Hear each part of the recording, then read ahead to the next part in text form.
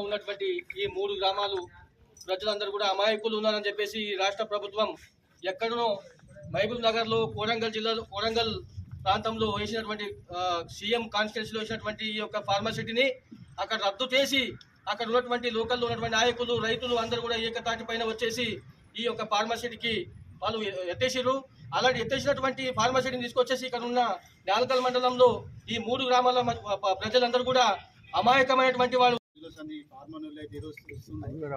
ఈ రైతులు అసలు తినలేని పరిస్థితులు ఉన్నారు. రెండోది అంటే నా భూమి కూడా ప్రతి ఒక్కరికి అద్దెకూరు పావెక్కూరు ఎకరం ఉందా ఎవరికి 10 నుంచి 5 ఎకరాలు సర్వేలు చేయడం జరుగుతున్నది. ఎందుకు ఇస్తున్నారంటే కూడా మాకు తొందరగా ఇన్ఫర్మేషన్ ఇవ్వలేరు. తర్వాత మాకున్న అధికారులతో వాళ్ళతో సంప్రదించగా ఏమందంటే ఫార్మాసిటీ వస్తున్నది 2000 ఎకరాలు.